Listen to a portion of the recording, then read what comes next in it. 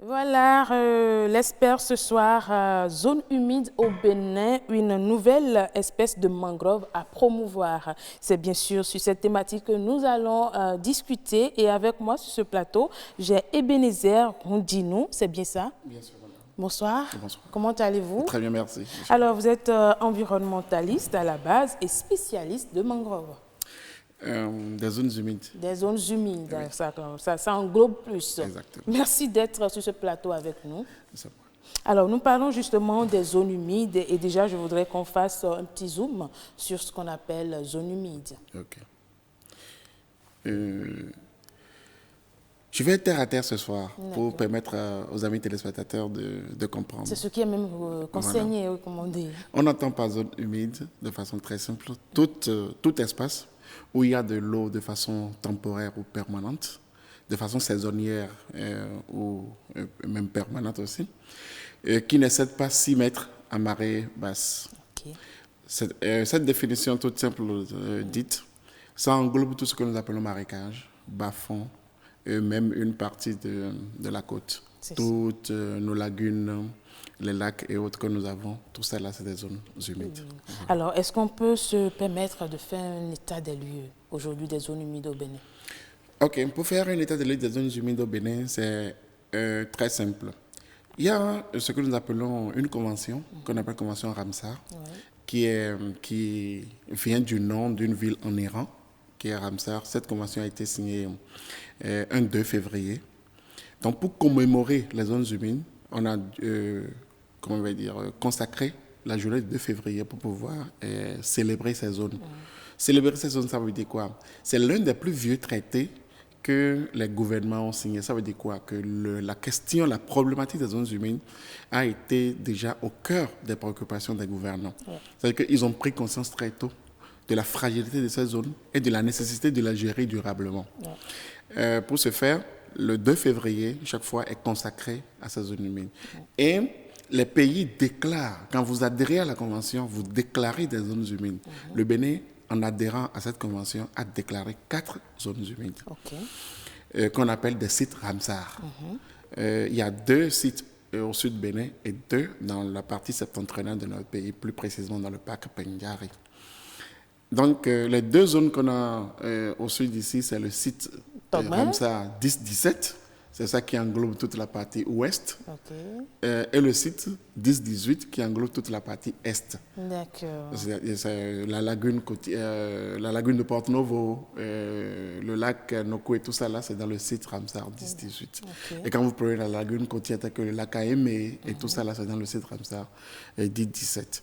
Donc voilà comment la répartition est faite. Donc le Bénin, en inscrivant ces sites au niveau de la Convention Ramsar, a décidé, premièrement, s'est rendu compte de l'importance de ces zones et aussi que ces zones ne sont pas que importantes pour le Bénin, mais pour la communauté internationale. Alors, quel est l'état des lieux de ces zones déclarées? Parlons de ça, parce que c'est sur ces zones que l'État a pris des engagements. En adhérant à la Convention, c'est que vous prenez des engagements pour gérer durablement ces zones. Alors aujourd'hui, quel est l'état des lieux? L'état des lieux, il est là. Le constat, il est un peu alarmant, un peu décevant.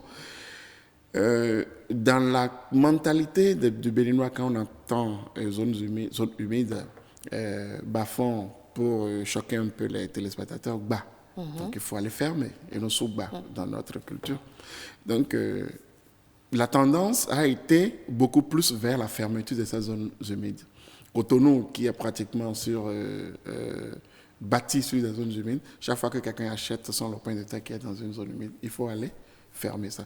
Donc c'est comme ça qu'on a évolué tout le temps. Maintenant, ce qui reste, comment est-ce que c'est géré, on le voit au quotidien. Je vous donne un exemple très, très simple. À la descente du nouveau pont, du pont Martin Luther King, de ce qu'on appelle nouveau pont, quand vous quittez Tokba, vous descendez, il y avait une grande société qu'on appelle Crustamer. C'est les Béninois qui font un peu attention à aller voir ça, Crustamer. C'était une société installée ici au Bénin qui rachetait des crevettes auprès des bonnes dames. Mais et exporter ça vers l'Union européenne. Mais qu'est-ce qu'on a constaté? L'Union européenne, à un moment donné, a déclaré impropre ces crevettes-là. On va pas trop parler des sociétés et autres. Non, non, on ne parle pas. C'est un exemple pour vous dire qu'a déclaré impropre ces crevettes. Oui. Pourquoi? Parce que nous avons pollué ces zones-là. Okay. Donc, ça a créé, auprès des bonnes dames, c'est les bonnes dames qui vendaient. Oui. Donc, c'est une chaîne de valeur. Mais quand c'est interdit, ça a brisé. Ce sont des foyers quand même qui vivent de ces choses-là. Alors, voilà un aspect que je vous donne. J'ai juste donné le nom de cette société pour être plus percutant. Plus précis. Mais justement, nous sommes en train de parler des zones humides ce soir et les mangroves font partie des zones humides. Et vous, sur ce plateau, vous nous apportez la nouvelle selon laquelle il y a une nouvelle espèce de mangrove qu'on peut aussi promouvoir pour protéger justement ces zones humides, n'est-ce pas? Certes, les mangroves font partie intégrante des zones humides, et vous avez raison, mais il n'y a pas une nouvelle espèce, en fait, dans la mangrove. Je vais bien expliquer. Okay. Au Bénin, nous avons 3 espèces qu'on retrouve dans la mangrove. 3 espèces qu'on retrouve dans la mangrove. Et ces espèces, de façon vulgaire, on les appelle, toutes ces espèces, on les appelle des palétuviers. Oui, des palétuviers. Maintenant, quand on rentre dedans, il y a ce que nous appelons le palétuvier rouge, le Rhizophora racemosa, qui est l'espèce de front. Et qu'on rencontre sur la plupart des sites de mangrove. Exactement, sur la plupart des sites, c'est ce qu'on rencontre. Ouais. Et quand il y a souvent des reboisements, c'est vers cette espèce systématiquement que tout le monde va. Mais il y a une autre espèce qui est un peu plus en arrière, qui est Avicennia germinans, que les gens appellent Pontine dans la langue, quand vous allez à Diabadi, c'est Pontine qu'ils appellent, mais qui est une espèce vraiment intéressante. Intéressante en ce sens que c'est cette espèce elle est indicatrice d'un niveau de salinité très élevé. Quand vous voyez les femmes, quand elles raclent le sol pour pouvoir faire le sel, c'est cette espèce qui les aide à identifier très souvent là où le sel est accumulé. Okay. Donc pour ce faire, nous avons décidé lors de nos campagnes de sensibilisation et tout ça, la population s'intéresse beaucoup plus à cette espèce-là. Je ne veux pas dire qu'elles aiment plus cette espèce, mais elles, comment on va dire, ont une affinité beaucoup plus grande avec cette espèce. Justement, vous avez commencé déjà par parler des particularités ou de la particularité de cette espèce, mais dites-nous, qu'est-ce qui fait justement le caractère spécifique ou bien particulier de cette espèce-là? Alors, Avicennia germinans, quand elle est dans un milieu, déjà, elle est indicatrice d'un niveau de salinité élevé, ça c'est un aspect important. Et aussi, sa manière, la physiologie, la façon de fonctionner de cette plante, c'est qu'elle fait pousser ce que nous appelons des néomatophores, c'est-à-dire des racines qu'elle fait pousser vers l'extérieur pour pouvoir respirer. Pourquoi? Parce que la zone dans laquelle elle pousse, c'est souvent des zones anaérobiques. Ne pouvant pas avoir de l'air au niveau du sol, elle est obligée de faire une adaptation spéciale pour pouvoir vivre. Ce faisant, excusez-moi, le sol est aéré. Oui. C'est vrai que nous avons des images aussi avec la complicité de la régie, nous pouvons voir un peu de quoi est-ce que nous parlons. Oui. Ne vous inquiétez pas, je pense que c'est bien ça. Hein? Exactement, c'est ça. Ok, c'est ça. Donc, oui, prenez votre temps pour, voilà, respirer profondément. Exactement, oui. Et avaler, justement. Voilà, je crois que ça peut aller, oui. Ok, merci. Donc, je disais tantôt que c'est de ça nous étions en train de parler, la nouvelle espèce. C'est ça? Exactement, c'est l'espèce Avicennia germinans. Excusez pour... Oui, prenez votre temps, ça arrive. On voit qu'il est un peu enroué, oui. Excusez-moi. Donc, je disais tantôt que c'était... Ça, c'est la pépinière de la nouvelle espèce. C'est la pépinière de la nouvelle espèce. Et on voit que vous êtes en plein transplantation. Exactement. Ce qui s'est passé là, c'est que le 2 février... Oui. Nous avons voulu commémorer cette journée. Oui. Et là, nous l'avons fait en relation avec les communautés et des ONG sœurs. Oui. Nous avons décidé d'aller marquer cette journée. Oui. Et c'est ça, ce que vous voyez devant vous. Oui. Ils sont les enfants de l'école de Diagbamé qu'on a associés pour faire d'une pierre deux coups, c'est-à-dire que profiter pour faire l'éducation environnementale. D'accord. Profiter pour faire la sensibilisation et profiter également pour faire ce que nous appelons une mise en terre symbolique et montrer sur le site de façon en live, comme on le dit, aux enfants ce que représente cette espèce et pourquoi il faut respecter ce que nous appelons la délimitation même au niveau de la mangrove. Mais qu'est-ce que représente alors cette espèce-là? Cette espèce, comme je vous l'ai dit tantôt, c'est un gros chat qui est dans votre gorge là. Je vais finir par le tuer. Je crois que ça peut aller maintenant. D'accord. Donc cette espèce, comme je vous le disais tantôt, elle est indicatrice déjà d'un milieu très salin. D'accord.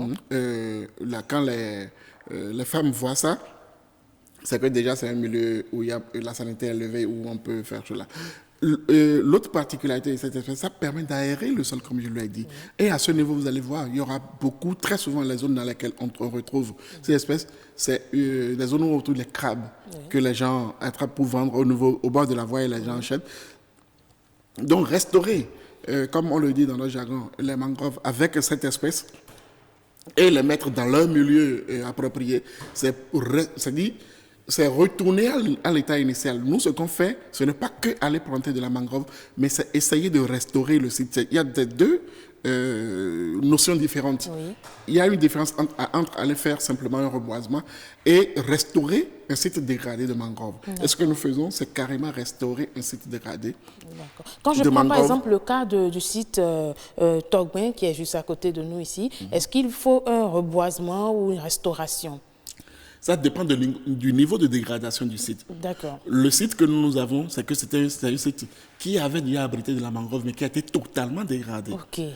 Là, il faut restaurer carrément le site. Et en le restaurant, c'est que nous faisons ce que nous appelons, comment on va dire, une restauration hydraulique. C'est-à-dire, nous ramenons carrément à l'état initial. Puisque si vous voyez très bien sur le site, c'est qu'il n'y a pas... L'eau ne vient plus naturellement sur le site, à moins que la marée soit vraiment haute. Alors qu'il faut forcément, quand vous mettez en terre, que les 4 marées du jour puissent atteindre cette espèce de palétuvier pour qu'elle puisse survivre. Donc, ce qu'il faut faire, c'est qu'il faut créer les conditions pour que les 4 marées du jour, parce que chaque jour, il y a 4 marées. Peut-être parfois, on ne le sent pas, mais chaque 6 heures, il y a une marée. Donc, c'est faire en sorte que chaque 6 heures, que cette marée vienne, que ça puisse tout. Et en matière de préservation de l'environnement, quels sont les avantages liés justement à l'utilisation ou à l'adoption justement de ce type de mangrove? OK. De façon générale, les palétuviers, et spécifiquement l'espèce Avicennia germinans, ça a un fort pouvoir de captation de carbone. Okay. Donc, en termes de changement climatique, on peut, ce n'est pas trop dire. Je me répète. En termes de changement climatique, ce n'est pas, comment on va dire, le mot m'échappe.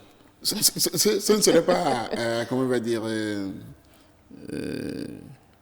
Bon, si c'est que je savais même le mot m'échappe. Mais non, ce que je veux dire, c'est quoi? Je voulais utiliser un mot spécifique. C'est que ça capte beaucoup plus, 5 fois de carbone plus que les forêts traditionnelles qu'on a sur le continent. Donc, c'est une espèce qui permet véritablement de lutter contre les changements climatiques, à l'instar d'autres espèces qu'on a sur le continent. Donc, son intérêt réside même dans le fait que c'est...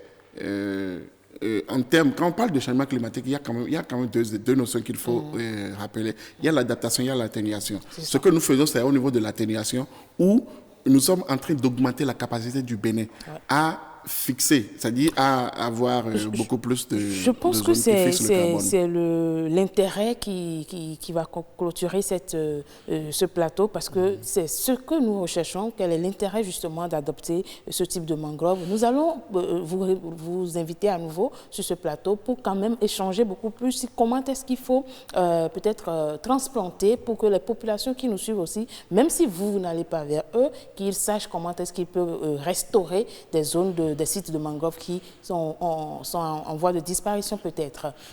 Ce que nous faisons de façon systématique. Je pense que le temps qui nous est imparti est vraiment fini, parce que ma chef d'édition me fait de grands signes. C'est pourquoi je disais tout à l'heure que nous allons vous ramener sur ce plateau. Ne vous inquiétez pas, c'est une promesse que je tiens pour nos chers téléspectateurs. Nous allons vous ramener et nous allons mieux évaluer la question de restauration justement des écosystèmes au niveau des mangroves. Merci beaucoup à vous. Je rappelle que vous êtes Ebenezer Hondinou, environnementaliste et spécialiste des zones humide. Exactement. Voilà, merci d'être passé sur ce plateau et on espère bien que le chat est vraiment parti. Exactement, il est parti définitivement.